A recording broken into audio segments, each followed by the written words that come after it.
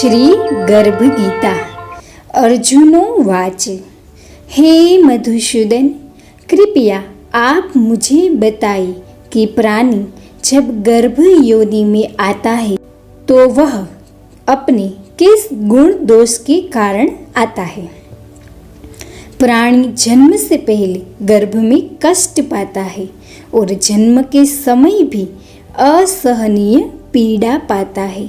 इसके बाद भी वह रोग पीड़ा के कारण दुख पाता है। उसे बुढ़ापे में अनेक रोग घेर लेते हैं और उसकी मृत्यु हो जाती है। अतः हे भगवान, कृपा करके मुझे यह बताइए कि वे कौन से कार्य हैं जिनसे मनुष्य जन्म मृत्यु के दुखों से बच सकता है। श्री भगवानो वाच। हे धनुर्धारी, जन्म मृत्यु का बंधन तो उन प्राणियों की नियति है जो संसार में क्रियान्वित रहते हैं। जो प्राणी संसार में नष्ट होने वाले पदार्थों से प्रेम करते हैं, वे संसार की नश्वर वस्तु की इच्छा रखते हैं। मनुष्य संसार की दौलत पाने की तो कामना करता है, परंतु भगवान की भक्ति से वो विमुख रहता है। इसलिए वह बार बार उनके योनियों में पैदा होकर जीवन मरण और गर्भ के दुख भोगता है। अर्जुनो वाच। हे माधव, संसार की मोह माया से मुक्ति तो संभव नहीं है।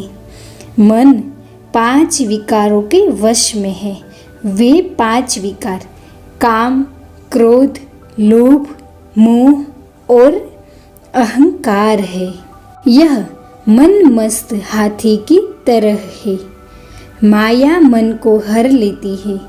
इन 5 विकारों में अहंकार सबसे प्रबल है। यह प्राणी को नरक में ले जाता है। हे जनार्दन, इस मदमस्त हाथी को कैसे वश में किया जाए, अर्थात मनुष्य को कौन से प्रयत्न करने चाहिए जिनसे मन को भक्ति में लगाया जा सके। श्री कृष्ण वाच। हे कौन्तेय, जिस प्रकार मस्त हाथी को वश में करने के लिए महावत अंकुश का प्रयोग करता है, उसी प्रकार मन को काबू में करने के लिए ज्ञान रूपी अंकुश का प्रयोग आवश्यक है। भक्ति और ज्ञान अभ्यास करने पर ही प्राप्त होते हैं। अहंकार करने से जीवन नरक बन जाता है। अर्जुनो वाच। हे जनार्दन, कुछ प्राणी तो आपकी भक्ति करने के लिए वन जंगलों में जाकर रमते हैं और कुछ सांस्कारिक मोह माया छोड़कर जगह जगह भटकते फिरते हैं। अतः हे प्रभु, इस बारे में कैसे पता चले कि आपकी भक्ति किस प्रकार मिल सकती है। श्री भगवानो वाच। हे अर्जुन, जो प्राणी मुझे खोजने के लिए जंगलों में फिरते हैं, वे सन्यासी व वैरागी कहलाते हैं। वे सिर पर छटा बांधते हैं तथा भस्म लगाते हैं, लेकिन फिर भी वे मेरे दर्शन नहीं कर पाते, क्योंकि उनमें भक्ति व प्रेम नहीं है। वे अहंकार में डूबे हुए हैं। तप या वैराग्य का अहम तो मेरी भक्ति पाने में बाधा डालता है।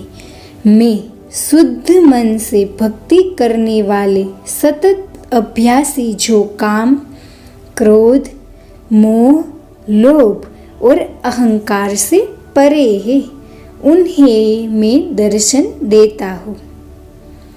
अर्जुन वाच। हे मधुसूदन, मनुष्य इन 5 विकारों से ग्रस्त होकर अपने इस सांसारिक जीवन को नष्ट कर लेता है।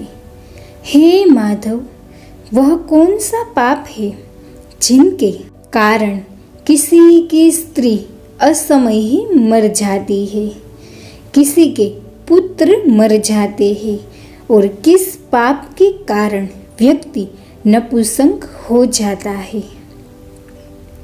श्री भगवानुवाच हे अर्जुन, जो व्यक्ति किसी से कर्ज लेकर उसे चुकाता नहीं है, वह इस पाप कर्म से अपनी पत्नी को खो देता है। उसी प्रकार जो किसी की अमानत को नहीं लौटाता, उसके पुत्र मर जाते हैं। जो किसी व्यक्ति को सहायता करने का वचन देकर भी समय पर उसकी सहायता नहीं करता, वह नपुंसक हो जाता है। यह सभी बड़े भयंकर पाप है। अर्जुनोवाच हे कृपानिधान, मनुष्य किस पाप के कारण हमेशा रोगी रहता है और किस पाप के कारण बोझा ढोने वाले गधे का जन्म पाता है। स्त्री तथा गधे का जन्म प्राणी को किस पाप कर्म के कारण मिलता है। मनुष्य किस कुकर्म के कल स्वरूप जधन्य पशु बनता है। श्री कृष्णवाच हे धनुर्धारी, जो मनुष्य अपनी कन्या को बेच देता है, वह हमेशा रोगी रहता है। जो अभक्ष्य भोजन करता है और विषय विकार के लिए मदिरा पान करता है, वह गधे का जन्म पाता है। और जो झूठी गवाही देने वाला होता है, वह स्त्री का जन्म पाता है। जो भोजन बनाकर पहले स्वयं खा लेते हैं, बाद में भगवान को दान करते हैं, वे बिल्ली सुकर की योनि को प्राप्त करते हैं। अर्जुनोवाच हे कृपानिधान, इस संसार में जिन प्राणियों को आपने धन दौलत प्रदान की है और उत्तम वाहन दिए हैं, उन्होंने कौन से पुण्य किए हैं। श्री भगवानुवाच हे धनंजय, जो उत्तम रीति से पात्र को स्वर्ण दान करता है, वह उत्तम वाहन और धन धान्य प्राप्त करता है। जो भगवान को साक्षी मानकर कन्या दान करते हैं, वे उत्तम पुरुष का जन्म पाते हैं। अर्जुनोवाच हे दयानिधि, इस संसार में आपने किसको तो इतना सुंदर बनाया है और किसी को इतना कुरूप, किसको धनवान बनाया है और किसी को निर्धन, ऐसा क्यों है। श्री भगवानुवाच हे अर्जुन, जिस प्राणियों ने अन्न दान किया है, उनका स्वरूप सुंदर है, और जिन्होंने विद्या दान किया है, वे विद्वान है। फिर भी पुरुष का रूप स्वरूप नहीं, बल्कि गुण महत्वपूर्ण है। जो संतों की सेवा करते हैं, वे धनवान व पुत्रवान होते हैं। अर्जुनोवाच हे मधुसूदन, मनुष्य धन और सांसारिक सुखों के प्रति इतना मोह क्यों रखता है। श्री भगवानुवाच हे कौन्तेय, यदि प्राणी मेरी कृपा से वंचित हो जाए, तो वह धन दौलत आदि से मोह करने लगता है। ये सब नाशवान है। विवेकी प्राणी इनसे दूर रहता है। जो व्यक्ति सांसारिक मोह त्याग कर पवित्र स्थलों के दर्शन करके मेरी निष्काम भक्ति करता है, वह राजा के समान सुख और ज्ञान प्राप्त करता है।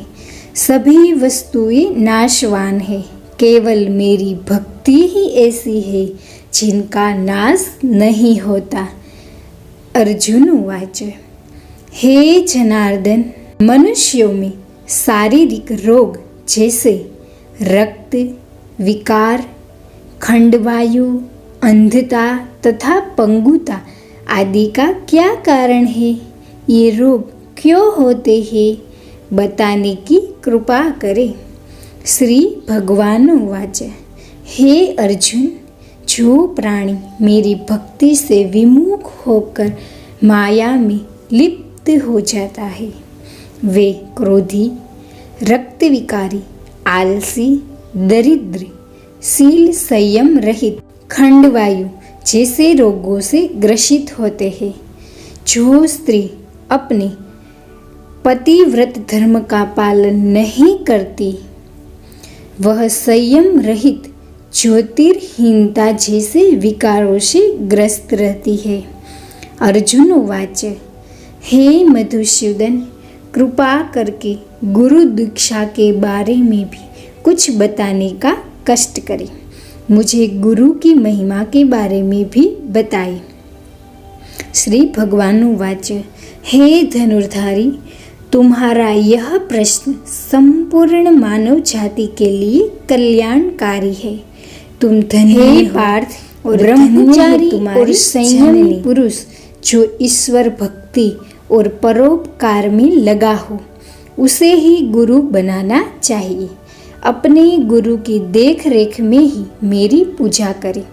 गुरु की कृपा से विमुख प्राणी 7 ग्राम मारने का पाप भोगता है। ऐसे प्राणी का मुख देखना भी पाप होता है। हे अर्जुन, सारे संसार के गुरु जगन्नाथ है।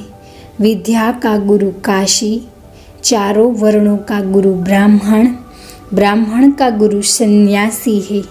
सन्यासी उसे कहते हैं जो सब कुछ त्याग कर मुझ में रम गया हो, वह ब्राह्मण जगत गुरु है। जो गुरु का भक्त है वह मेरा भक्त है। जो गृहस्थ गुरु से विमुख होता है वह चांडाल के समान है। जिस जगह मदिरा का भांड हो, उस स्थान का गंगा जल भी अपवित्र होता है। इसी तरह गुरु से विमुख व्यक्ति का भजन भी अपवित्र होता है। उसके सभी कर्म निष्फल है। ऐसा व्यक्ति कुकर, सुकर, गर्दभ, काक इन योनियों को पाता है। वह अजगर सर्प के समान आलस्य में डूबा तिरस्कार पाता है। हे कौन्तेय, गुरु दीक्षा के बिना प्राणी का उद्धार संभव नहीं है।